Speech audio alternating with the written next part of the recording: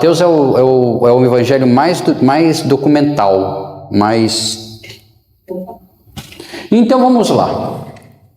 Então, uma boa noite a todos. Oi. Isso, eu até comentei com ela. Você está vendo que eu tenho reparado, por exemplo, na segunda parte, muita gente vai embora, tá? Só o pessoal só fica na primeira.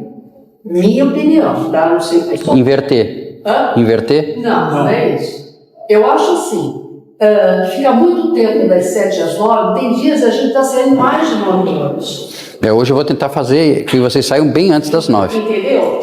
Fica muito... Eu pensei. Por exemplo, uma semana faz um estudo das 7, por exemplo, às 8h30. Ficaria 1h30. Na outra semana, faz os mensageiros das 7 às 8h30. Não sei se é viável. Entendi. Ou começar um pouco mais cedo, 10 para as 7. É que, assim, sabe, o problema... Não sei, é uma ideia. É uma ideia, mas o problema é que você ficaria muito tempo, você levaria 15 dias para ter continuidade do assunto. Aí eu acho que se perde um pouco da distância, mas é uma ideia. Então vamos lá. Então hoje damos início ao livro Os Mensageiros, primeira edição de fevereiro, a primeira edição de 1944, tá? A vida da série, né? A Vida no Mundo Espiritual, de Chico Francisco Cândido Xavier, pelo espírito André Luiz. E aí, o nosso amigo Silvio, do Grupo Face, aliás, eu peço que vocês sigam o Grupo Face no YouTube, preparou uma pequena abertura para a gente. É coisa rápida, 35 minutos, é coisa pouca. Brincadeira. O Grupo Face apresenta Livro dos Mensageiros, A Vida no Mundo Espiritual. Psicografia de Francisco Cândido Xavier, pelo espírito de André Luiz. Uma visão geral do Livro dos Mensageiros. Essa é a segunda obra da série A Vida no Mundo Espiritual. O livro Os Mensageiros é a continuação direta da jornada de André Luiz após sua recuperação e aprendizado na colônia espiritual Nosso Lar. Se o primeiro livro, Nosso Lar, focava na descrição da vida espiritual, sua organização, seus trabalhos, a recuperação e resgate de espíritos do umbral, tudo isso em uma cidade espiritual, este segundo volume mergulha no trabalho ativo de auxílio e comunicação entre o plano espiritual e o plano físico. O livro funciona como um manual prático para trabalhadores espíritas, médiuns e todos os interessados em compreender a dinâmica do serviço no bem. Inicialmente, André Luiz, já recuperado e com grande desejo de ser útil, candidata-se a novas tarefas. Junto com seu amigo Vicente, ele aceita em um grupo de servidores espirituais liderado pelo experiente e sábio instrutor Aniceto. O objetivo do grupo é viajar para regiões mais próximas da crosta terrestre, especificamente para um posto de socorro chamado Campo da Paz, para aprender e atuar como mensageiros, espíritos dedicados a auxiliar tanto os desencarnados em sofrimento quanto os encarnados em suas tarefas, especialmente as mediúnicas. Como em todas as obras que constituem a coleção A Vida no Mundo Espiritual, André Luiz, de uma forma muito didática, científica e doutrinária, nos narra brilhantemente as suas experiências no mundo espiritual, e aqui mais uma vez a narrativa se desenrola durante a jornada de aprendizado dele e de seus companheiros. Podemos dividir o livro em alguns eixos temáticos principais, tais como: observamos o trabalho de socorro nas zonas umbralinas como um posto de socorro. O grupo se estabelece no Campo da Paz, um posto avançado de Nosso Lar, situado em zonas espirituais mais densas, umbral. Este local serve como base para equipes de resgate que socorrem espíritos sofredores, recém-desencarnados confusos ou aqueles que vivem em regiões de perturbação. Ali operam resgates, onde André Luiz participa de expedições perigosas para resgatar espíritos em sofrimento. Ele testemunha o estado lamentável de almas presas a vícios, culpas e materialismo. Casos marcantes incluem o resgate de Otávio, um suicida que repetia incessantemente o ato de sua morte, e de outros espíritos endurecidos no mal ou na ignorância. Outro eixo temático que podemos destacar é a comunicação com o mundo físico, mediunidade, onde este é o tema central do livro. Aniceto oferece aulas teóricas e práticas sobre a complexa tarefa da comunicação entre os dois planos, destacando aqui a responsabilidade do médium, quando enfatiza que a mediunidade é uma tarefa sagrada que exige disciplina, estudo, humildade e, acima de tudo, moralidade. Aniceto mostra como os vícios e a vaidade e a falta de compromisso do médium podem abrir portas para espíritos zombeteiros e obsessores, prejudicando o trabalho de auxílio. Nos mostra os bastidores de uma sessão mediúnica, onde André Luiz acompanha a equipe espiritual durante uma sessão mediúnica na Terra. Ele vê do lado espiritual toda a preparação, a proteção do ambiente, o auxílio aos médiuns, a seleção dos espíritos que irão se comunicar e a luta contra forças perturbadoras que tentam invadir a reunião. E também nos discutir os diferentes tipos de médiuns, descrevendo médiuns de psicofonia, incorporação, psicografia, escrita, vidência e efeitos físicos, mostrando as dificuldades e potencialidades de cada um. Fica claro que o sucesso da comunicação depende de uma sintonia fina entre o médium e o espírito comunicante. E o outro eixo temático são as lições sobre a vida e o comportamento, nos mostrando o poder do pensamento e da oração. André Luiz aprende e nos ensina que nossos pensamentos e orações criam energias que chegam ao plano espiritual. Uma prece sincera de um encarnado pode fornecer aos benfeitores espirituais o material energético necessário para ajudar o espírito sofredor. E o mais importante, as consequências dos nossos atos nos ilustra vividamente a lei de causa e efeito. Personagens como Ismalha, internada em um sanatório espiritual por ter enlouquecido devido a um processo de obsessão e culpa, e Belarmino, um homem que após a morte continuava apegado ao dinheiro que escondeu, mostram como as paixões e os erros da vida terrena se refletem diretamente na condição do espírito após a morte. Em um dos capítulos mais tocantes, André Luiz visita o Centro de Planejamento de Reencarnações. Lá ele testemunha o caso de um espírito que, arrependido de seus erros passados como um fazendeiro cruel, pede para reencarnar com um corpo deformado e em uma família que ele havia prejudicado, a fim de reparar suas faltas e desenvolver o amor. O livro Os Mensageiros é uma obra que desmistifica o trabalho espiritual, mostrando como uma atividade séria, organizada e que exige grande renúncia e amor ao próximo. A mensagem principal é um chamado à responsabilidade e ao serviço. O livro ensina que todos nós, encarnados e desencarnados, estamos interligados e que o verdadeiro progresso espiritual se conquista através do trabalho no bem, da reforma íntima e da ajuda desinteressada ao próximo.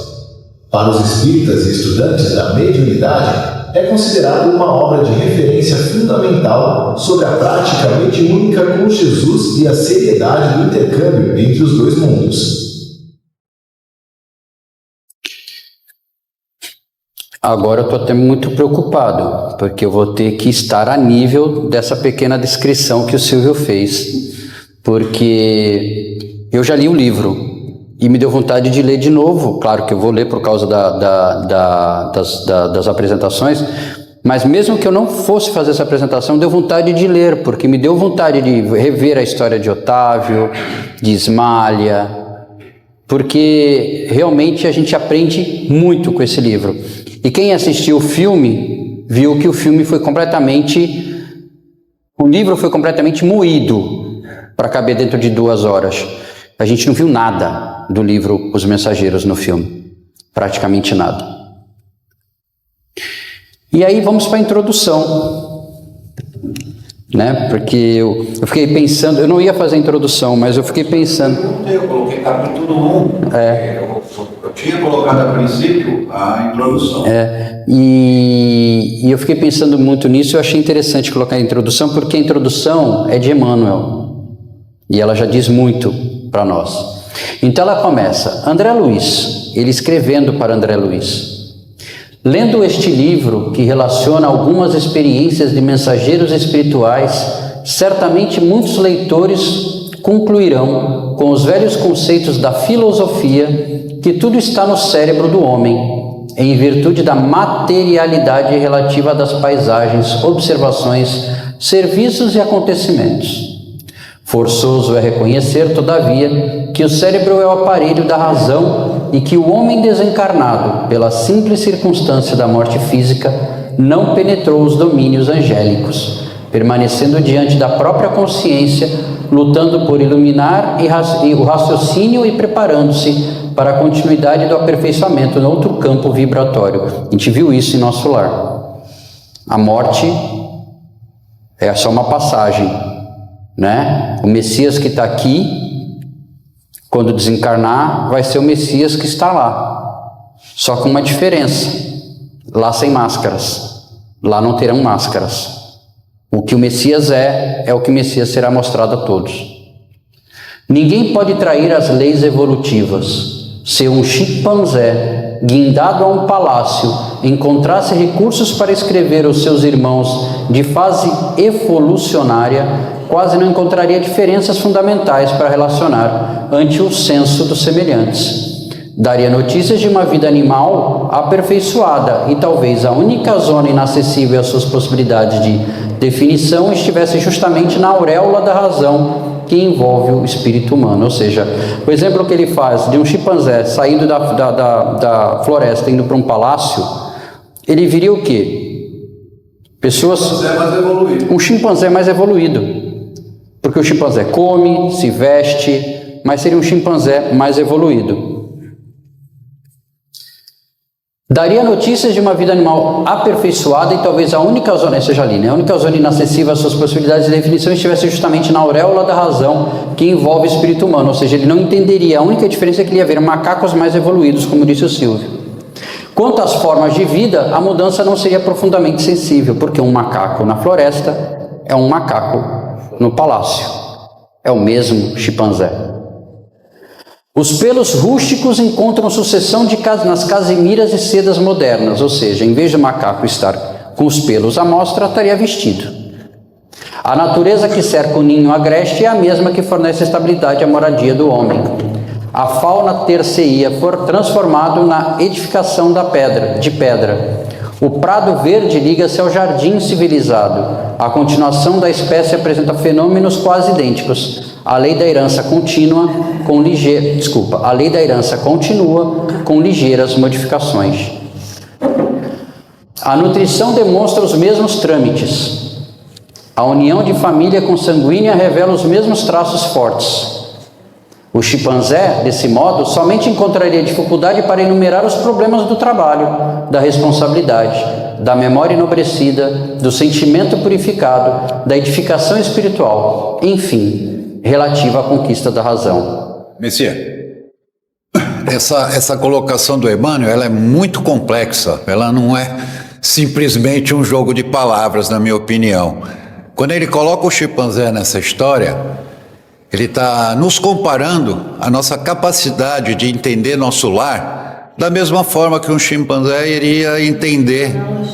Tu ia falar? Desculpa, mas é que não está aberto para todo mundo. É que você está lendo e eu queria falar. Fala. A nossa condição de compreensão é como se fosse um chimpanzé dentro de um palácio. Ele ia comparar da forma dele, né? Exatamente. Desculpa. Não, imagina. Perfeito. Era isso mesmo. Era essa comparação que eu ia fazer. A nossa relação com o chimpanzé é nós em relação a quem está em nosso lar, né? A nossa análise. Tem coisas que a gente entende, tem coisas que a gente não consegue entender, né? E o Silvio foi perfeito na colocação dele. Onde eu estava? Em vista disso, segundo parágrafo. Tá. Em vista disso, não se justifica a estranheza dos que leem as mensagens do teor das que André Luiz, endereçadas aos estudiosos devotados à construção espiritual de si mesmos. O homem vulgar costuma estimar as expectativas ansiosas, à espera de acontecimentos espetaculares, esquecido de que a natureza não se perturba para satisfazer os pontos de vista da criatura. Ou seja, a natureza não está aqui para nos satisfazer. A natureza está aqui porque é uma lei imposta, né, uma lei da própria natureza. Nós precisamos das árvores para gerar oxigênio, porque nós dependemos do oxigênio. Nós dependemos dos rios para nos dar água. Nós dependemos do mar. Nós é que dependemos da natureza. Ela não está aqui para satisfazer os nossos pontos de vista. E ela também está em evolução como nós. E ela também tem evolução contínua como nós. A morte física não é um salto do desequilíbrio, é passo de evolução simplesmente. Então, quando nós morremos, quando morre o corpo, nós não vamos virar anjos logo de uma vez. Não. Nós damos um passo só. Só um passo. A mudança é muito sutil. É muito sutil. Até porque somos as mesmas pessoas, com os mesmos defeitos, com as mesmas necessidades, com as mesmas ansiedades. A maneira do macaco, que encontra no ambiente humano uma vida animal enobrecida, o homem que, após a morte física, mereceu ingresso nos círculos elevados do invisível, encontra uma vida humana sublimada. Vocês lembram de Nosso Lar, que dá vontade de, tipo, vou para lá, porque lá já é bom. Perto daqui, lá já é bom, já seria o céu. Mas não é o céu. Lá ainda está na zona umbralina, né? Lá ainda tem muita gente passando por problema, sendo cuidada. Lá é só uma parte do caminho, não é o destino final. Naturalmente, grande número de problemas referente à espiritualidade superior aí espera a criatura, desafiando-lhe o conhecimento para a ascensão sublime aos domínios iluminados da vida. O progresso não sofre estacionamento e a alma caminha incessantemente, atraída pela luz imortal. A gente vai ver isso com André Luiz, porque André Luiz encerrou o livro Nosso Lar se tornando cidadão de Nosso Lar. Ele já era um cidadão de Nosso Lar, ele já sabia volitar, né? Ele já sabia, tinha aprendido a trabalhar nas câmaras de edificação, a cuidar dos doentes, ele já tinha essa habilidade. Aprendeu, possivelmente, com a Narcisa, a questão dos nossos entes, né? dos trabalhadores da natureza que forneceram os remédios necessários para recuperar a saúde do Ernesto. Ele viu maravilhas, né? Como o campo das águas. Várias coisas ele fez. Ele podia ter, por exemplo, bom, chegou, né? Tô bom, tô bem, né? É daqui que eu vou ficar mesmo. Não. Vocês vão ver no livro que ele busca mais. Ele busca mais. A gente não é um ser estacionário, nem aqui, e como a Suzana falou na aula dela, a gente tem que procurar sempre mais conhecimento, sempre mais informação. A gente tem que buscar esse conteúdo. Ah, não tenho tempo, como ela mesma falou. Enquanto você está lavando a louça, indo de ônibus, lê um livro, lê um capítulo, escuta uma palestra. No entanto, o que nos leva a grafar esse prefácio singelo não é a conclusão filosófica, mas a necessidade de evidenciar a santa oportunidade de trabalho do leitor amigo, nos dias que correm. Felizes os que buscarem na revelação nova o lugar de serviço que lhes compete, na terra, consoante a vontade de Deus. O Espiritismo cristão não oferece ao homem tão somente o campo de pesquisa e consulta, no qual raros estudiosos conseguem caminhar dignamente, mas, muito mais do que isso, revela a oficina de renovação, onde cada consciência de aprendiz deve procurar sua justa integração com a vida mais alta, pelo esforço interior, pela disciplina de si mesmo e pelo autoaperfeiçoamento. Acho que só esse parágrafo aqui a gente poderia encerrar as aulas. Não precisava fazer mais nada. O espiritismo cristão não oferece ao homem tão somente o campo de pesquisa e consulta, no qual raros estudiosos conseguem caminhar dignamente. Raros estudiosos conseguem caminhar dignamente dentro do espiritismo cristão. Quem são esses raros? Podemos enumerar talvez com uma mão. Chico, Divaldo, raros. Falando só de pessoas aqui, né? Que viveram mais ou menos na nossa época. Mas, muito mais do que isso, revela a oficina de renovação onde cada consciência de aprendiz deve procurar sua justa integração com a vida mais alta, pelo esforço interior, pela disciplina de si mesma e pelo autoaperfeiçoamento. É o que a gente vem buscar. A gente não está aqui a passeio, a gente não está aqui para... eu aprendi isso, já está bom. Não, a gente tem que buscar sempre mais, porque há sempre mais para aprender. Como diz o prefácio que eu apresentei, né, do Silvio, lá do Grupo Face, esse livro trata de pensamento, de como o nosso pensamento funciona numa reunião mediúnica. E quando a gente diz reunião mediúnica, a gente não pode ficar preso a uma mesa de reunião mediúnica onde recebemos espíritos através da psicofonia, psicografia, como é que é o desenho? Esqueci o nome. Pictografia, obrigado. Não, aqui quando vocês estão assistindo palestras, é uma reunião mediúnica, né? Porque vocês estão reunidos em nome de Deus, em nome de Jesus, ouvindo um palestrante que está falando sobre coisas do alto, sobre necessidades de toda a palestra que vocês ouvirem. Eu duvido que exista uma palestra que não fale sobre sempre o mesmo assunto, porque roda e cai aqui, ó. Autoaperfeiçoamento, reforma íntima. Toda palestra, você pode pegar qualquer palestra, em alguma hora vai cair na nossa reforma íntima, que é o que nós precisamos. Não falta concurso divino ao trabalhador de boa vontade. O que é concurso divino? Nós nunca estamos desprotegidos, seja pelo nosso anjo da guarda, mentor, o nome que vocês quiserem dar, ou Deus, claro, os daemons, né, como dizia na Grécia, e daí vem o termo demônio. Demônio não quer dizer que é um espírito ruim, é a tradução da palavra daemon, que vem do grego, que significa espírito bom. E assim, foi corrompido o entendimento da palavra daemon. Então a gente sempre é bem acompanhado, a gente sempre tem alguém que ajudou na criação da nossa encarnação, e ele está ali para nos ajudar. A gente pode, às vezes, sair do caminho.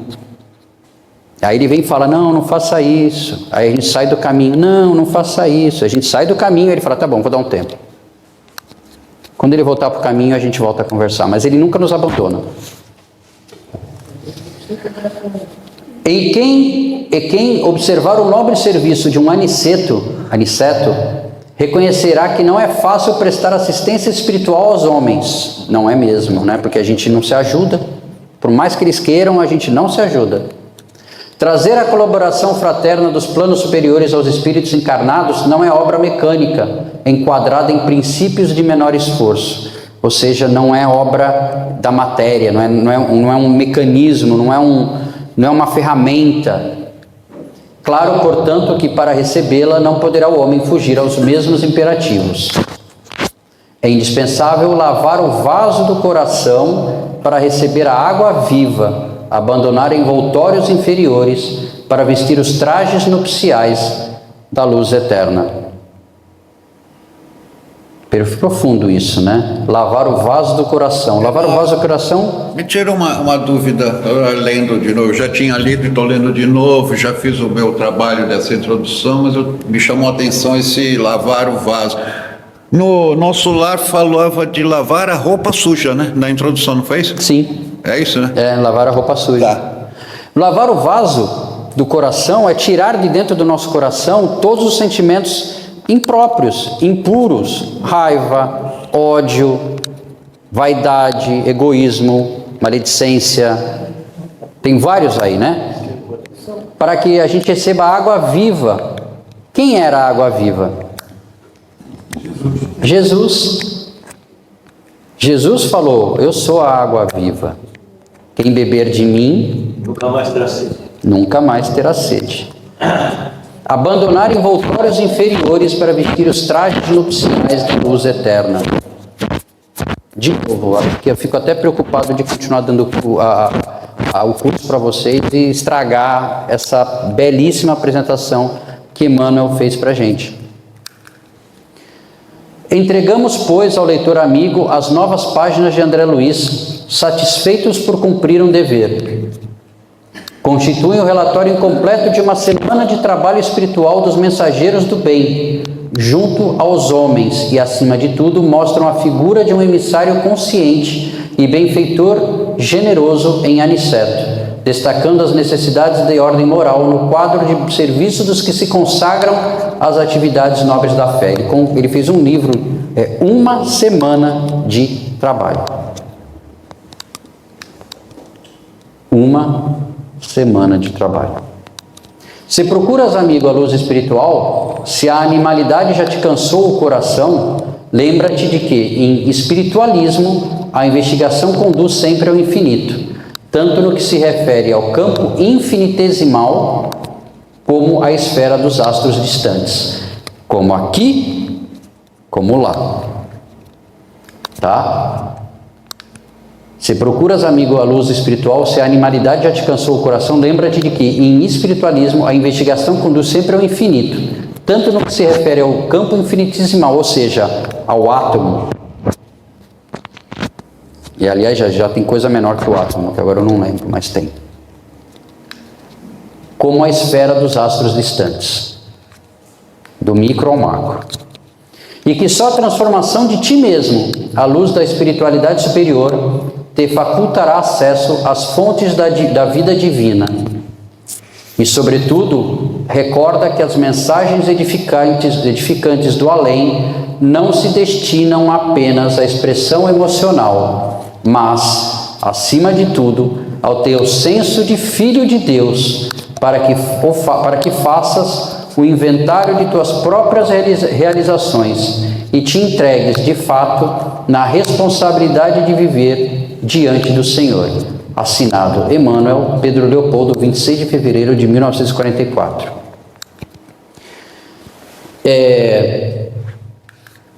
Eu não vou começar o capítulo 1 hoje, porque eu até ia fazer, mas como a aula da Suzy acabou demorando um pouco mais, então a gente vai deixar para a próxima aula. Mas eu acho que só essa introdução e o vídeo do Grupo Face, e quem não teve oportunidade de ver, vai ver depois no YouTube, resume muito e deve instigar a gente a querer assistir às aulas, ou pelo menos ler os livros, que não puder vir assistir às aulas, mas ler com os olhos de ver, e se vier assistir às aulas, ouvir com os ouvidos de ouvir, né? Porque às vezes a gente não presta atenção nas minúcias, nos detalhes. Por isso que eu grifei essa frase. E, sobretudo, recorda que as mensagens edificantes do além, e todas elas são edificantes, se você pegar o Evangelho com o Espiritismo, se você pegar o Livro dos Espíritos, se você pegar obras de André Luiz, obras de Emmanuel, obras de Divaldo, qualquer obra, até livros, né? Como, por exemplo, Vera Marisneck, Eliseu Rigonati, não importa, qualquer obra que você pegue, são mensagens edificantes do além e não se destinam apenas à expressão emocional, mas, acima de tudo, ao teu senso de filho de Deus. Todas elas vêm nos trazer o que Jesus nos falou há 2000 anos atrás e que a gente tem que bater na tecla todo dia, porque a gente esquece que nós somos filhos de Deus. E como um pai, e aqui o Silvio é pai, eu sou pai, o seu Albino é pai, e tem mães aqui, né, Celeste, Sueli, e a avó também, né, a avó é 2 vezes mãe. Se nós somos filhos de Deus, e Deus é toda bondade, Ele não nos quer mal, Ele não quer que a gente sofra. Ele não nos fez para sofrer. E por que a gente sofre? Porque a gente cava, né, os nossos buracos. Nós nos enfiamos em sofrimentos. Porque a gente não olha para frente. Isso é uma visão minha. A gente não olha para o alto, né? Às vezes as coisas acontecem. Eu vou usar uma frase da novela das 6, né? Como é o nome do personagem? Candinho. Do Candinho. E ele fala, às vezes as coisas ruins são para vir coisas... Pode falar. Tudo de ruim que acontece é para melhorar. Tudo de ruim que acontece é para melhorar, né? Então, assim, quando a gente tem algum problema, a gente foca muito no problema, né? A gente esquece de focar na solução. E a solução, às vezes, está tão fácil para a gente, né? A solução é pensar que nós não somos esse corpo terreno, essa massa de matéria, 80% água e 20% átomos. Não, sei lá. Água. Eu vou ficar com vergonha. Fala, água aí. Água e matéria, matéria densa. Água e matéria densa. A gente não é isso, a gente não é esse corpo que a gente vê, a gente é muito mais do que isso, né? E que façamos o inventário das nossas próprias realizações e nos integremos de fato na responsabilidade de viver diante do Senhor. Não viemos aqui a passeio. Nesse livro, vocês vão, quem tiver oportunidade de acompanhar ou de ler, vai ver que muitos dos capítulos, como em Nosso Lar, muitos dos capítulos falam de coisas que ou a gente viu, ou a gente passou, né? O fazendeiro que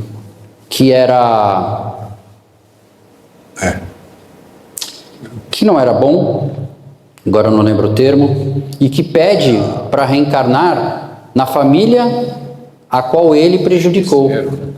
Pô, mas o cara é ruim. Justiceiro. Veja bem, ele já prejudicou a família.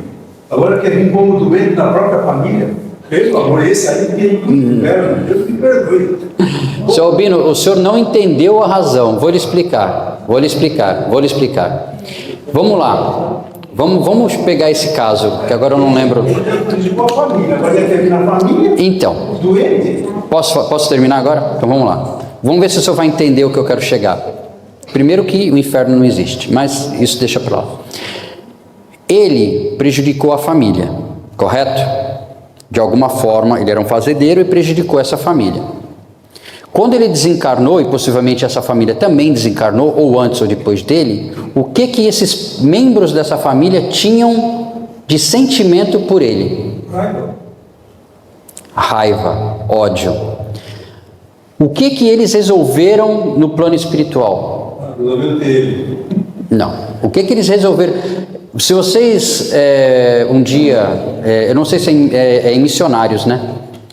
A reencarnação de Sigismundo, vocês vão entender o que eu vou dizer. Sim, eles resolveram harmonizar os sentimentos. Eles resolveram harmonizar esse sentimento. De que forma? Pela prática do amor. E qual o laço mais forte? O filho? E o laço mais forte é o filho. Eles podiam perdoar então lá em cima para ser não ter mais trabalho. Não, porque não é lá em cima que se resolve, é aqui embaixo. Esse é tudo muito fácil. É aqui, ó. É aqui. Lá, ó, é assim. Lá a gente faz a faculdade, a gente faz o curso, né? A gente estuda medicina e depois vai trabalhar num PS. Lá a gente estudou para aplicar aqui. É muito fácil. E seria muito fácil também se eles reencarnassem todos juntos, sabendo o que eles vieram fazer. Não, aí tem o véu do esquecimento. Então, quando ele nasce como um menino com deformação, uma criança com deformação e graves deformações, ela instiga no pai e na mãe o amor mais puro que tem, que é o amor de pai para filho, de mãe para filha, para filho, Esse é o amor mais puro, né? Então, essa é a beleza da situação. A beleza da situação está em que ele se propõe a viver uma vida limitante, porque você imagina, ele vem com uma situação, no capítulo a gente vai entender bem essa situação, mas ele vem numa situação bem limitante, ele não vai poder talvez andar, não vai poder talvez falar, para comer alguém tem que dar na boca, até para fazer cocô alguém tem que ajudar ele. Então assim, ele vem numa situação totalmente limitante. Não, ele vem numa situação totalmente... Se vocês pegarem o entendimento da coisa, vocês vão entender. É estranho, né? Mas como diz, Deus escreve certo por onde? Linhas tortas. Por linhas tortas. Então assim... Eu vi um filme que era Deus capacita os capacitados. Não. Na realidade, a frase é: Deus não capacita os capacitados. Né? O termo do filme pode ser esse, tá? Deus capacita os preparados. Os preparados. Quando você vem preparado para uma determinada missão, Deus capacita, ou seja, Deus te apoia, te auxilia, te ajuda. Nunca falta o apoio dele, né? Então Deus auxilia, capacita os preparados. Então essa família, no caso dessa história, foi preparada para essa situação. Se vocês lembrarem em nosso lar, uma situação mais complicada, a mãe de André Luiz ia reencarnar para casar com o marido e ter quem como filhas? As amantes do marido. Então assim, a gente não sabe. Eu, por exemplo, eu casei com a Suzana, né? Mas já fui casado antes e me dou bem com a minha ex-mulher, sem problema. E tenho uma filha. Eu não sei qual é a relação que tem. Por que eu tive que casar com a Simone, que era minha ex-esposa? Porque, assim, quer dizer, hoje eu sei por quê. Porque a gente precisava trazer a Gabriela ao mundo, né? Nós precisávamos trazer, mas não trouxemos a Gabriela por nós mesmos. Ela veio e ela precisava de uma família que cuidasse, que aceitasse ela, que cuidasse dela. Gabriela é minha filha do coração, né? Então a gente não sabe como é que funciona essas dinâmicas. A gente simplesmente aceita. A gente simplesmente aceita. Agora, é óbvio que essa família, seu Albino, esse pai e essa mãe teriam o livre-arbítrio de renegar o filho, de entregar para uma instituição de tratamento, de problema deles. O que ia acontecer se isso acontecesse? O fazendeiro ia cumprir a pena dele, vamos colocar assim, ia resolver a situação dele. Ele ia passar pelo problema que ele pediu. Ele ia ser cuidado, mesmo que fosse numa instituição de auxílio. Mas aquela família ia continuar com o problema. Numa próxima encarnação, eles teriam que resolver isso de algum jeito. Fala, Silvio. Só para dar uma resumida nessa situação que criou, né? Na palestra do D'Alessandro, quem teve? Na palestra do D'Alessandro, teve. Assistiu. Ele faz uma colocação muito interessante, que ninguém veio no mundo para sofrer e nem fazer o outro sofrer. Nós viemos para amar e ser amados. Então isso dá já uma conotação nessa situação da família do fazendeiro.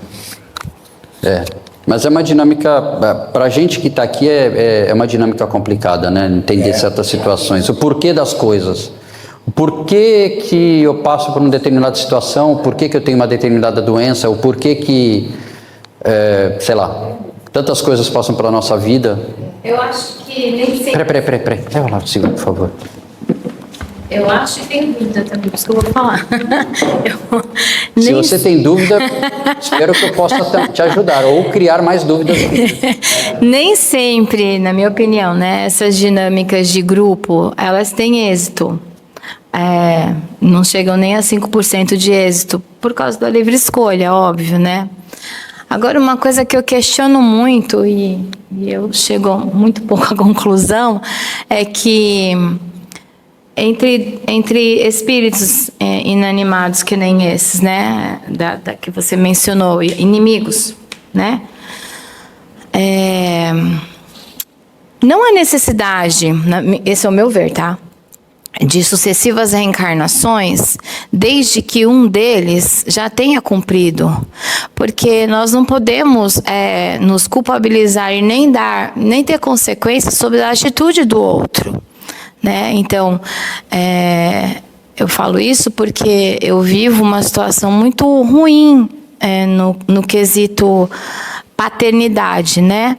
Então, assim, se você não odeia, se você não é omisso, se você tá ali, sofreu consequências, sofre.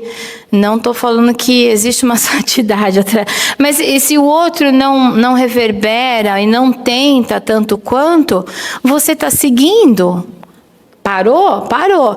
É lamentável, porque aí é que tá. Eu lamento muito, é um pesar tão profundo, de luto mesmo, porque a configuração familiar para vir novamente do jeito que tá, não vai acontecer. É muito raro isso, é muito difícil, porque o planejamento para envolver aquele pai, aquela mãe, aquele irmão, tudo de novo... Pode levar séculos. Mas então, exatamente isso. Mas um minuto, um século. Então, não, o tempo no mundo espiritual é... Então, mas aí é que tá. Entendo essa questão de tempo também. Entendo, mas é lamentável, porque aquela disposição, aquela configuração, ela foi tão planejada, tão bem definida, e o pior de todos nós que estamos naquela configuração estávamos de acordo, né? Isso é que é o pior de tudo, né? Se vocês lembrarem do filme, né, conta a história de 4, 6 pessoas, né, mais ou menos, agora eu não lembro, são 4 ou 6 pessoas. No filme mostra que eles tinham sido preparados para... Na verdade eram 3 homens. 3 homens e 3 e as esposas, né? Então, são 6 mesmo. Então eles teriam, um montaria o centro, o outro seria o médium, e o outro viria para dar sustentação financeira à casa. E os 3 falharam, né? Se eu não me engano, os 3 falharam. Então, assim, voltando ao exemplo do fazendeiro, e digamos que ele viesse, né, como combinaram, ele veio com uma limitação física, nasceu do pai e da mãe, daquela família que ainda tinha sentimentos negativos com ele, e eles se propuseram a tentar resolver essa questão, e aí ele nasce. E aí, sei lá, o pai abandona, mas a mãe fica firme e cuida da criança. Essa criança, no caso fazendeiro, ele cumpriu o que ele precisava, até porque a prova dele não era nem prova, desculpa, era expiação, né? O dele era, no caso, expiação. Mas a mãe cumpriu a prova dela, cuidou da criança até termos, até a criança, ou ela falecer, ou a criança por algum motivo falecer devido às limitações, mas o pai fugiu. Esse pai, quando ele voltar para o mundo espiritual, e quando ele acordar no mundo espiritual, acordar que eu digo assim, que ele ter noção da situação dele, o que ele vai parar? Ele vai parar e vai fazer o quê? Vai falar o quê? Falou assim, ele vai lamentar muito, né? Vai lamentar muito que ele falhou, e vai pedir, pelo amor de Deus, me dá outra oportunidade. Essa outra oportunidade pode não ser mais realmente com essa senhora, não pode ser mais com esse rapaz, pode ser uma outra configuração, mas eles podem estar envolvidos de alguma forma, para auxílio, né? Porque a família espiritual, a família encarnada, a família carnal, tem laços no espírito, né? No mundo espiritual, né? André Luiz, de alguma forma, devia ter ligação com a mãe do Lísias, né? O Lísias devia ter alguma ligação familiar com ele. Não fica claro. Pena que não mostra, né? Não fica claro para a gente, mas deve existir uma ligação, né? Porque lá as famílias espirituais são muito mais, os laços espirituais são muito mais fortes do que os laços dos encarnados. A gente vê no nosso lar a veneranda. A veneranda tinha uma evolução espiritual muito grande, mas ela estava, vamos dizer, estacionada para poder resgatar familiares que estavam lá atrás e não conseguiam chegar no... Sim, a dona Veneranda, que já estava numa posição mais elevada, não, numa área mais elevada do mundo espiritual, ela vira e mexe, né? Continuava trabalhando com a família. Continuava trabalhando, ela vira e mexe, ia lá nas zonas umbralinas, ver o marido, de alguma forma tentava resgatar ele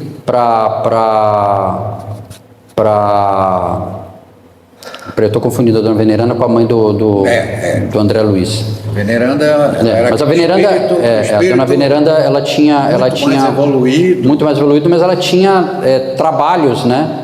Em nosso lar e nas zonas umbralinas, né? A mãe do André Luiz que desceu para vir buscar o marido, né?